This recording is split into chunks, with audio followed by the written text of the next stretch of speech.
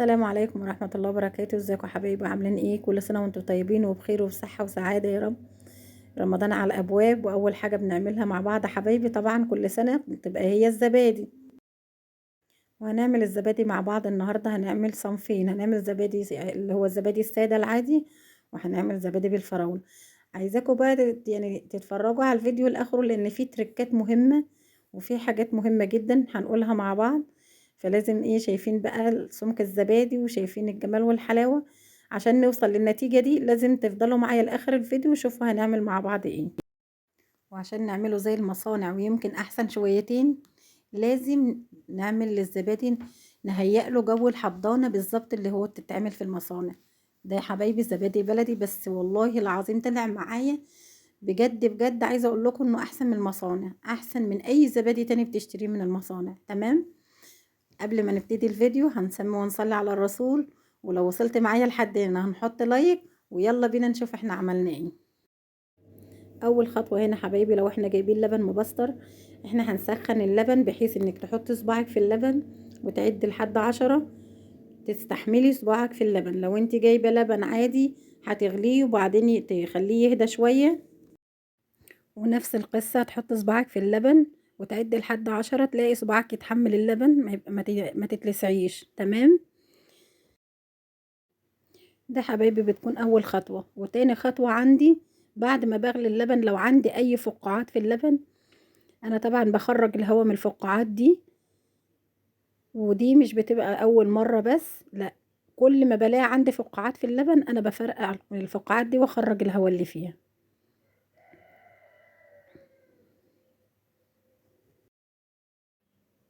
بعدين حبايبي انا بستخدم بقى الزبادي. بجيب عندي خميرة زبادي، لو بستخدم بلدي او زبادي مصانع اي حاجة على حسب.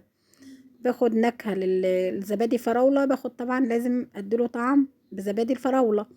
والعادي بجيب له زبادي عادي جدا. وعندي كمان جيلي كوكس او اي جيلي، باخد منه معلقتين 2 بس. وبعدين باخد اللبن بتاعي بقسمه على بولتين. طبعا هعمل منه سادة وهعمل منه بالفراولة. تمام. ده احنا قسمناه على البولتين. وبعدين حبايبي بجيب حاجة لو عندك خلاط، لو عندك هاند بلندر، على حسب انت عندك ايه. ممكن تعمليها في شفشق الخلاط، ممكن تعملي في الهاند بلندر عادي، ممكن بالمضرب اليدوي. باخد معلقتين، باخد الكوباية كلها على حسب. المهم يكون عندك انت مثلا، انا عندي دول 2 كيلو، قسمتهم كل بولة كيلو. باخد حبة لبن كده صغيرين وبالهاند بلندر واضربهم لحد ما اتاكد ان اللبن عندي الزبادي داب مع اللبن، وبقوا هما الاتنين حاجه واحده. تمام. بفضي بقى الكميه الصغيره دي على اللبن اللي عندي واقلبهم كويس قوي، وافضي في الكوبايات على حسب بقى انت عايزه في الكوبايه تحطي الكميه اللي انت تحبيها. كوبايات صغيره، كوبايات كبيره، بس يا ريت لو كوبايات اصغر صغيره احسن، عشان لو في اطفال ولا حاجه ما يترميش. هنا بقى في الخطوة دي، لو انت عايزة الزبادي مسكر بتحطي بقى معلقة عسل ابيض، تحطي معلقة سكر. كان الاول مع ضرب الهاند بلندر تقلبيهم وتدوبيهم فيها. وممكن في الكوبايات برضو لو هتحطي عسل بس، ممكن لو مش هتحطي سكر هتحطي عسل، تقلبي في الكوباية بالعسل، العسل بالمعلقة. ودي الكمية بتاعتي. نيجي بقى بالفراولة. بنفضي كوباية الزبادي كده في البولة، وعليها معلقتين جيلي.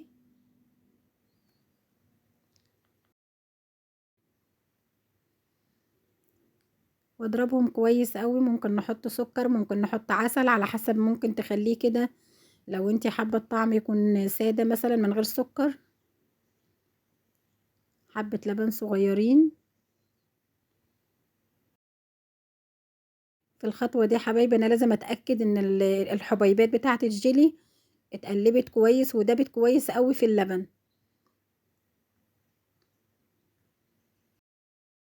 في الوقت ده حبايبي انا مسخنة الفرن على درجة 200، وعندي صينيتين ألمونيوم حطاهم في الفرن يسخنوا.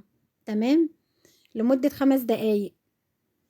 انا بحط الصواني لمدة 5 دقايق في الفرن على ما اشتغل واعمل الحاجة بتاعتي، يكون الفرن سخن في خلال يا دوب انت هتعملي، مش هتاخد وقت اكتر من 5 دقايق طبعا. فبفضي دلوقتي الكمية بتاعتي وبعبيها في الكوبايات. شايفين بسم الله ما شاء الله، حاجة جميلة وتشرح القلب، وحاجة تشرفك قدام بقى حبايبك وقدام قرايبك في رمضان، وولادك طبعا هيفرحوا بيكي وكده. كل سنة وانتوا طيبين، ربنا يعود عليكم الأيام بخير يا رب. واللي وصل معانا لحد هنا حبايبي، ما ينسانيش باللايك والشير، ما تنسوش تفعلوا الجرس. شايفين الاتنين كيلو حبايبي عملوا معايا كمية جميلة، نظرا لان الكوبايات بتاعتي كبيرة على فكرة. دي كوبايات كبيرة، دي كوبايات المفروض انها كوبايات شبات مية، بس اللي هي الحجم القصير مش الطويل. بسم الله ما شاء الله، يعني كوباية الزبادي بتاعت المصنع دي قولي منها بقى تعمل 3 4. وبألف ألف هنا وشفا على قلبك يا جميل. طيب حد يقول لي أنا عايزة أعمل مثلا أطعمة بالخوخ بالمانجا، في جيلي بالخوخ وفي جيلي بالمانجا وفي جيلي بالأناناس، كل الأطعمة دي ممكن تدخل معانا في الزبادي على فكرة. تمام. شايفين الكمية بتاعتي جميلة ازاي، والحاجة كده تشرف بسم الله ما شاء الله.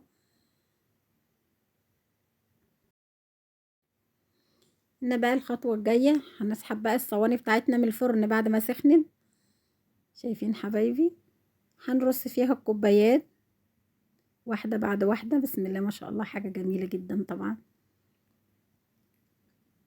وبعدين بأي بقى فوطة عندك، أي حد فوطة مطبخ، فوطة سفرة جميلة كده نظيفة وحلوة، بنغطي ونحط الصينية التانية عليها. ليه بقى؟ عشان يدينا حبايبي، يدينا جو الحضانة بالظبط. بدخلهم الفرن وبقفل عليهم. طيب اللي ما عندوش صينية نفس المقاس، ممكن استغنى عن الفوطة دي ونحط فويل، وبنسيبها بقى لمدة 4 ساعات 6 ساعات.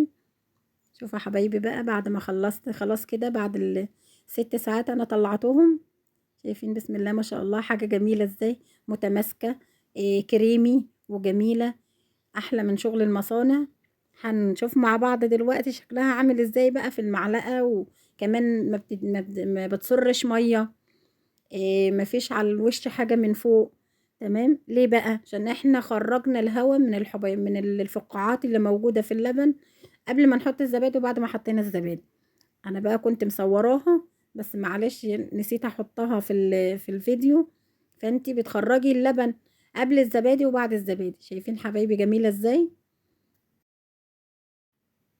طب حد هنا يسألني يقول لي بيطلع كريمي ازاي، ايه الخطوة المهمة اللي يخليه يطلع كريمي؟ عندي 3 خطوات. اول خطوة ان هو بيتضرب في الهاند بلندر او في الخلاط كويس قوي. تاني خطوة ان انا بخرج الفقاعات. تالت خطوة، الحاجة اللي بتخليه كريمي يا حبايبي الجيلي. طبعا تعرفين ان الجيلي بيبقى متماسك لو اتعمل في مية او في لبن، طبعا بيبقى متماسك وكريمي كده وجميل. كمان ممكن استخدم بدال الجيلي، ممكن استخدم كريم شانتيه. كريم شانتيه بالفراولة بيديني نفس النتيجة. وبعد ما شفنا النتيجة النهائية للزبادي بتاعنا النهاردة، الزبادي الكريمي الجميل التحفة ده، قولولي انتوا بتتابعوني من اي بلد، وقولولي في الكومنتات عجبكم الزبادي ولا لا، ولو عايزين اي وصفة جديدة نعملها مع بعض. وكل سنة وانتوا طيبين ورمضان كريم عليكم يا رب، واشوفكم في فيديو جديد ووصفة جديدة، وكل سنة وانتوا طيبين، والسلام عليكم ورحمة الله وبركاته.